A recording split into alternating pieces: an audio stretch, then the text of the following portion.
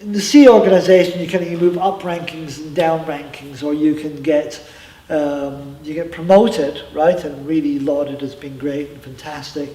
And then if you, for whatever reason, somebody might be doing a power push and decide that you're a problem, or you might run into problems, and you don't get like intervention and help and stuff. You don't really get it, right? You've got to stand on your own pretty much, and so you might fail at something, and then you're down at the bottom again. It's like snakes and ladders, So at some point, I was like commanding officer with fucking stripes, and everybody going yes sir to me, and and I'm Mr. International with my, like over in Los Angeles, my these are all dressed Navy whites, and the U.S. Navy white uniform, with fucking all the campaign ribbons. I've got my Africa ribbon, and I've got this ribbon. It's all great looking and stripes.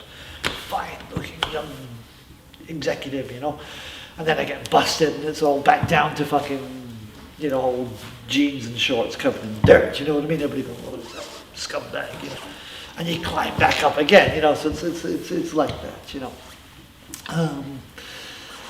That's why when I say I was a senior executive, I'm actually saying it with a pinch of salt, because there's no real such thing as a senior executive.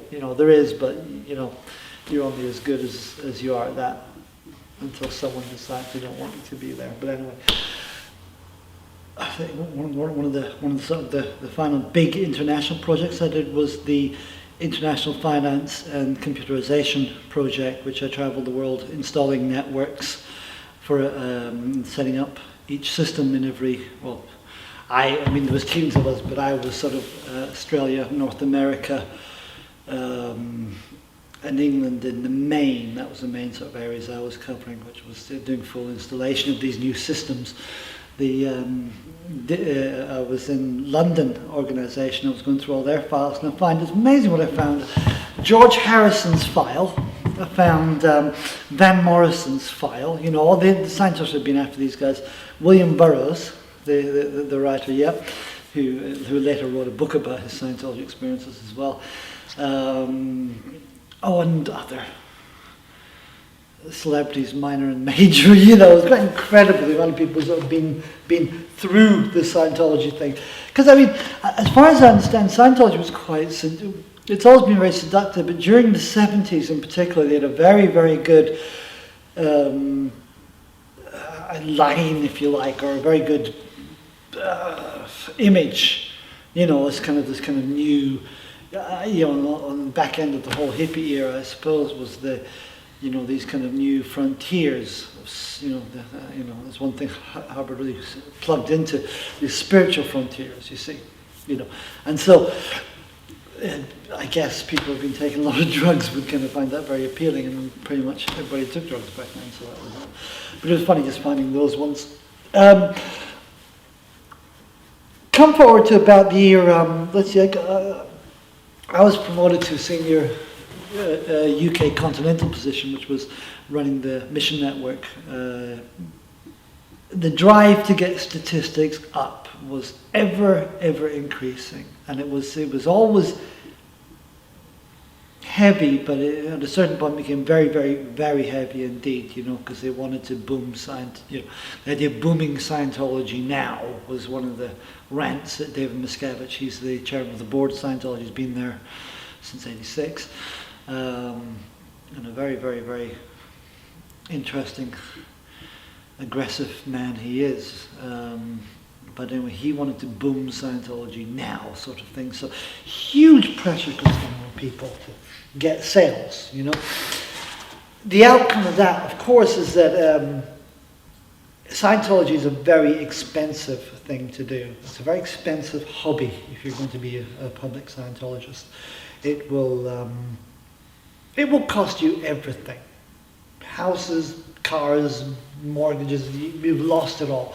The moment you walk in there, you might as well just give up and sell everything, give all the money to Scientology, really. And that's actually what happens in many cases.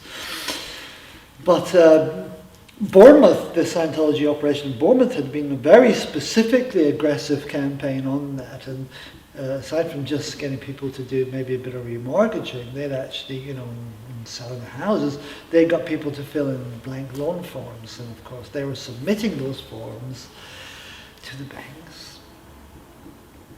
If their statistics were down that week, they'd say, well, how much do we need? Well, okay, let's put in 35 grand.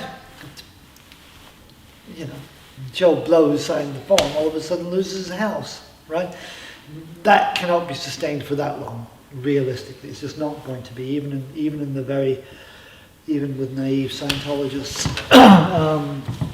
It blew up in the 90s, later 90s particularly, and there's a huge potential case that's going to blow Scientology out of the water. Really, it was going to be courts, public record, newspapers, TV. It was going to be all over the place. It was that bad, because this woman had been really, really, really badly treated by Scientology, which, you know, that's really saying something. Scientology treats people badly, but she'd been really badly treated. And she was just going for the jugular, you know. My job was to go out and buy her off. I had to buy her silence. It cost 600,000 sterling. I had to find 600 sterling, which I did. Yeah, which I did. I found 600 sterling over a period of 6 months, and it was a killer. It was a killer of a job. I found the money. I didn't personally give it to her. It was through our legal people did that. You know, I got the money, gave them the money. Suitcase.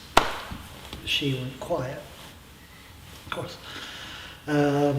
Scientology aggressively attacks enemies, and one of the ways that they attack people, of course, is through the legal end of things. It costs a lot of money to pay lawyers and pay barristers and so on. So if you're taking a case against Scientology, it's very expensive.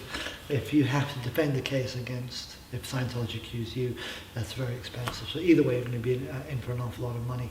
So Scientology uses that to great effect, and that's why Scientology is such a litigious organization, because it knows how to use these things, right? As an aside on that one, it's funny, every year there's a huge event at St. Hill in England. This is a big international IS event. It's the International Association of Scientologists.